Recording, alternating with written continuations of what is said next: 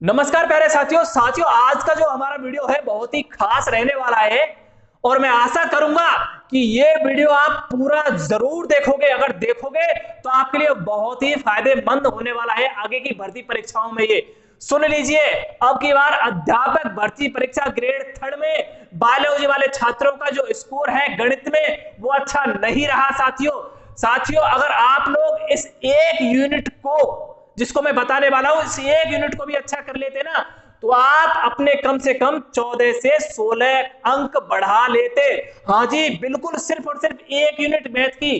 ध्यान रखिए ये बहुत ही शानदार यूनिट है और बता देता हूं इस यूनिट में से आपकी अध्यापक भर्ती परीक्षा में 6 प्रश्न तो सीधे सीधे पूछे गए सिर्फ एक यूनिट से। साथियों ये 6 प्रश्न आप लोगों की चयन भी करवा सकते थे और आपको भर्ती परीक्षा से बाहर निकालने के लिए भी काफी थे।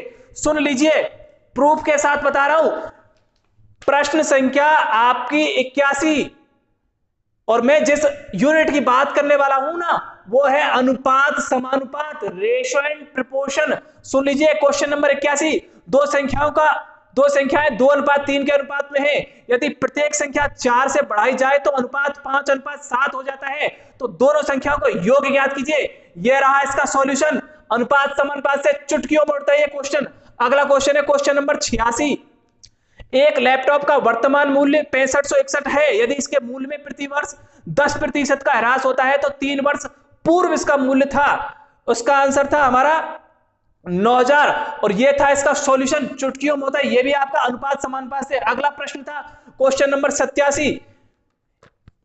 यदि x अनुपात y 3:2 है तब अनुपात 2x² + 3y² अनुपात 3x² - 2y² बराबर है। यह रहा इसका सॉल्यूशन। अगला जो प्रश्न था हमारा क्वेश्चन नंबर था 89 और 89 था कि यदि तीन संख्याएं 2:3:4 के अनुपात में है, यदि घनों का योग 21384 हो तो सबसे बड़ी संख्या है। यह रहा इसका सॉल्यूशन। अगला जो हमारा प्रश्न था क्वेश्चन नंबर 95। हीरे की कीमत उसके वजन के वर्ग के समानुपाती है। एक हीरा 4 भागों में 1:2:3:4 के भागों में टूट गया। टूटे हुए टुकड़े 2,10,000 रुपए कम में बेचे गए। तो बताइए हीरे का वास्तविक मूल्य क्या था। और ये रहा इसका सॉल्यूशन। ये भी हमारा अनुपात समानुपात से बड़े आसानी से हो सकता था।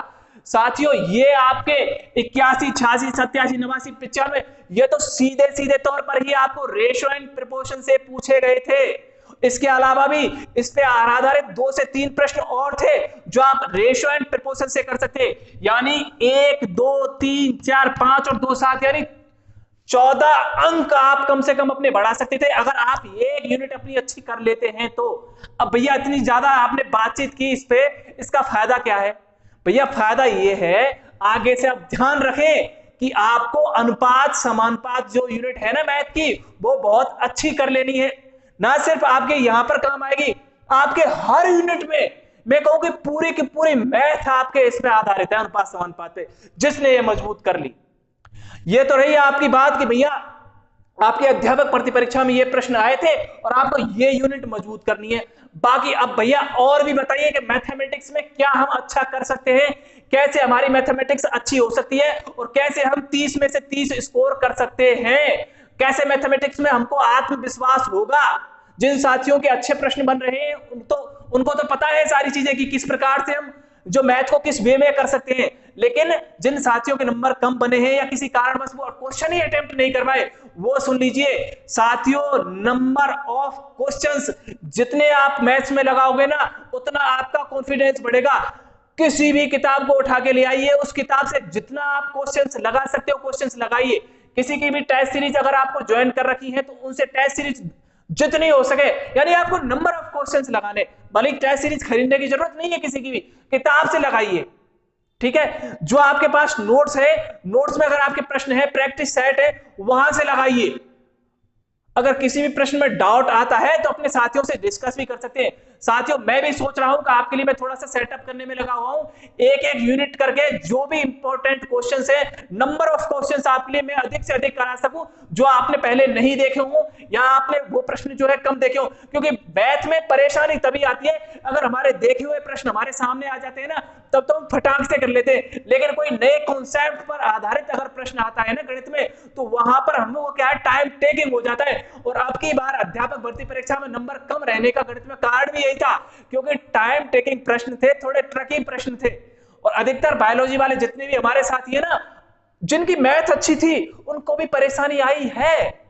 इसलिए मैं कह रहा हूं, इसलिए मैंने ये वीडियो बनाया था कि कई सारे साथियों को थोड़ा सा, जो अब पढ़ाई शुरू कर रहे हैं, जो पढ़ रहे हैं, इस एक यूनिट को आप अपनी को निश्चित तौर पे मजबूत कर लेना साथियों। इसके अलावा भी मैथ्स में अगर आप और कुछ बेहतर करना चाहते हैं तो मुझे कमेंट सेक्शन में जरूर बताइए कि किस पे आप वीडियो चाहते हो। मैं भी सोच रहा हूं आगे से कुछ है जो क्लास है आपके लिए लगाई जाए, थोड़ा सा सेटअप वगैरह हो जाए।